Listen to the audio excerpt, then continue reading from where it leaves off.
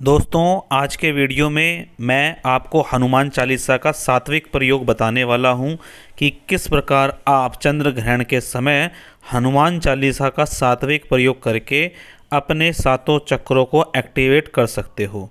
और आज के वीडियो के माध्यम से हम ऐसा आपको आश्वासन देते हैं कि इस समय में आपको अपने सातों चक्रों में हलचल ज़रूर महसूस होगी।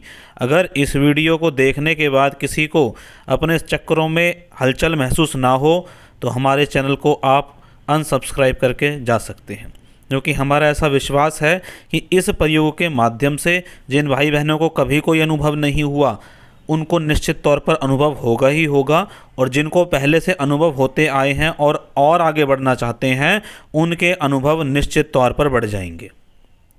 तो हनुमान चालीसा का प्रयोग मैं आपको बताने वाला हूं कि किस प्रकार आपको हनुमान चालीसा का प्रयोग करना है अपनी कुंडलिनी जागरण के लिए और अपने सातों चक्रों को एक्टिवेट करने के लिए। यहाँ हम एक्टिवेट शब्द ना प्रयोग करके बैलेंस शब्द का प्रयोग करेंगे। इसमें बैलेंस से क्या मतलब है कि जब आपका कोई चक्र ज़्यादा एक्टिवेट हो जाता है तो आपके जो विचार हैं, स्वभाव है, व्यवहार है, वो बदल जाता है। जैसे मान लीजिए अगर आपका स्वाधिष्ठान चक्र ज़्यादा एक्टिवेट हो गया तो सेक्सुअल एक्टिविटीज़ में आपका मन ज़्यादा जाने लगेगा। इसीलिए हम यहाँ एक्टिवेशन का नहीं, बैलेंस करने का प्रयास करेंगे अपने सातों चक्रों को, ताकि कुंडलिनी जागरण आपका हो जाए। अब इसमें आपको संकल्प क्या लगाना है? हनुमान जी के सामने किसी प्रकार से कोई जोत नहीं जलानी, कोई धूप बत्ती, कोई अगरबत्ती नहीं जलानी, क्योंकि ग्रहण काल में ये सब नहीं किया जाता। अगर संभव है तो आपको एक लाल आसन ले लेना है। अगर आसन नहीं है आपके पास तो आपको घर में कोई भी आपकी साफ़ सुथरी जो चद्दर हो उसे आपको बिछाकर बैठ जाना है। जो भाई बहन नीचे नहीं बैठ सकते वो कुर्सी पर बैठेंगे, लेकिन पैरों के नीचे कोई ना कोई कपड़ा ज़रूर रखेंगे, ताकि उनकी जो एनर्जी है वो गुरुत्वाकर्षण बल के कारण धरती में ना समा जाए। तो ये बात बहुत विशेष तौर पर ध्यान रखें। हाथ में जल लेकर संकल्प ले सकते हैं, प्रार्थना के माध्यम से संकल्प ले सकते हैं कि हे हनुमान जी महाराज, वीर बजरंगबली, मैं यह संकल्प लगा रहा हूँ या लगा रही हूँ कि आप मेरे सातों चक्रों के एक्टिवेशन में, बैलेंसिंग में और जो भी आपकी तरफ से चक्रास के लिए होता है वो करें, और मेरी कुंडलिनी इस प्रकार से आप जागरण करें कि वो बैलेंस हो जाए, और आने वाले जीवन में आध्यात्मिक यात्रा में आप मेरी मदद करें और आत्म साक्षात्कार करने में आप मेरी मदद करें, मेरे को रास्ता दिखाएं। जो भी मुझसे गलतियां हुई हैं उनके लिए मैं क्षमा प्रार्थी हूँ। जो मैंने बोल के दिखाया बिल्कुल ऐसा नहीं बोलना, आपको इस चीज़ को अपने शब्दों में बोल लेना है। अब जब आपके ये एक्टिवेशन होने लगेंगे, अनुभव होने लगेंगे, तो आपको क्या क्या हलचल हो सकती है वो मैं पहले बता देता हूँ, ताकि आपको डर ना लगे। आपको अपने शरीर में अचानक बहुत गर्म महसूस हो सकता है, ठंडा महसूस हो सकता है, ऐसा लग सकता है कि चींटी काट रही हैं, ऐसा लग सकता है कि कुछ मच्छर बैठ गए हैं आपके शरीर पर आकर। लेकिन आपको प्रयास करना है कि आपको हिलना डुलना उस समय पर नहीं है, क्योंकि वही कुंडलिनी जागरण की अवस्था होती है। आज रात्रि में, यानी कि 29 अक्टूबर 2023 को रात्रि में 1 बजे से लेकर 2:30 बजे तक का जो समय है वो बहुत ही महत्वपूर्ण समय है। ऐसे भाई बहन जो इस समय में जाप कर सकते हैं उनको बहुत शुभकामनाएं। जो इस समय में जाप नहीं कर सकते वो रात्रि के समय 8 बजे के बाद जितना जाप कर सकते हैं उतना जाप करें, क्योंकि 4 बजे के बाद सूतक लग जाएगा। तो 9 बजे के बाद आप जितना जाप कर सकते हैं करें। किसी प्रकार का भोग नहीं लगाना, माला का प्रयोग नहीं करना। अब इस हनुमान चालीसा का आपको प्रयोग कैसे करना है? आपको सबसे पहले शुरुआत करनी है मूलाधार चक्र से। मूलाधार चक्र पर ध्यान लगाकर आपको 3 बार हनुमान चालीसा का पाठ करना है। उसके बाद आपको ये प्रोसेस रिपीट करनी है। 3 बार आपको ध्यान लगाकर स्वाधिष्ठान चक्र पर जाप करना है, 3 बार ध्यान लगाकर मणिपुर चक्र पर, इसी प्रकार हृदय चक्र पर, इसी प्रकार कंठ चक्र पर, आज्ञा चक्र पर और सहस्त्रार चक्र पे। और ये प्रोसेस आपको रिपीट करते जाना है।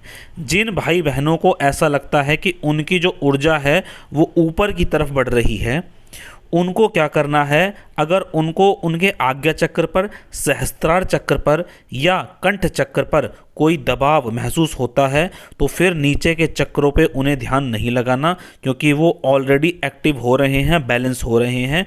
फिर उन्हें अपने आज्ञा चक्र पर या सहस्त्रार चक्र पर ही ध्यान लगाकर हनुमान चालीसा का जाप करना है। ये जाप पूर्ण रूप से मानसिक होगा, बोलकर ये जाप बिल्कुल भी नहीं होगा। जो जीभ है वो ऊपर वाले तालू से लगी रहती है। जब आप अपने जीभ को ऊपर वाले तालू से लगाकर रखते हैं तो इसका मतलब ये है कि आप अपने सहस्त्रार चक्र को एक्टिव होने में मदद कर रहे हैं। और अगर वहाँ से कुछ भी एक सैलिवरी ग्लैंड होती है, वो एक रस सीक्रेट करती है, अगर वो आपको हल्का हल्का रस मुंह में आता रहे तो आप सभी को बहुत बहुत शुभकामनाएं। जिसके मुंह में ये पानी अपने आप आए उनका समझ लेना कि सहस्त्रार चक्र जागृत होने लगा है, बैलेंस होने लगा है। तो सभी चक्रों पर आपको 3-3 बार ध्यान लगाकर जाप करना है।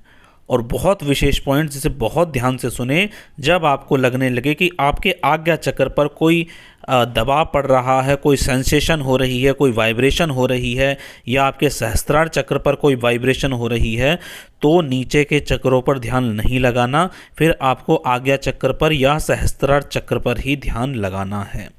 और ऐसा करने से अगर किसी को हनुमान जी के दर्शन होते हैं या कोई लाइट दिखती है, कोई कलर दिखता है, तो आप ग्रहण के अगले दिन हनुमान जी के मंदिर में ज़रूर जाकर अपनी इच्छा अनुसार प्रसाद भोग ज़रूर लगाकर आएं और हनुमान जी से साथ में प्रार्थना करके आएं कि हे प्रभु, आपका बहुत बहुत धन्यवाद जो आपने मुझे ऐसे अनुभव करवाए, और इसी के साथ आप मेरी आत्म साक्षात्कार की यात्रा में आगे भी मेरी ऐसे ही मदद करते रहें।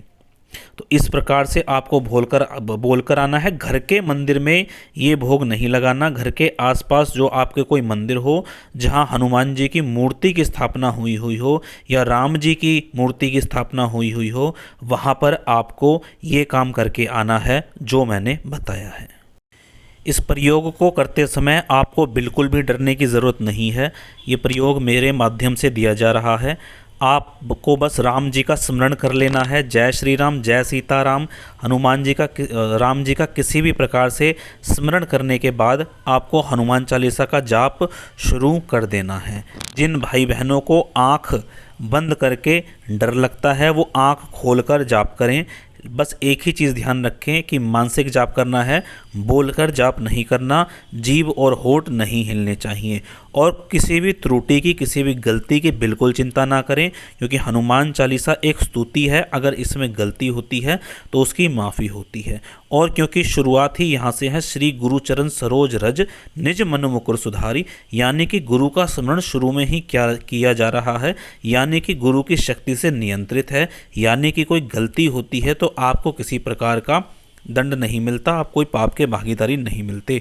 तो सात्विक भाई बहन, गृहस्थ भाई बहन जो इस साधना को करना चाहते हैं ज़रूर करें। मैं आपको ऐसा आश्वासन देता हूं कि आपकी कुंडलिनी जागरण में ज़रूर इससे मदद मिलेगी और आपके सातों चक्र ज़रूर बैलेंस होंगे।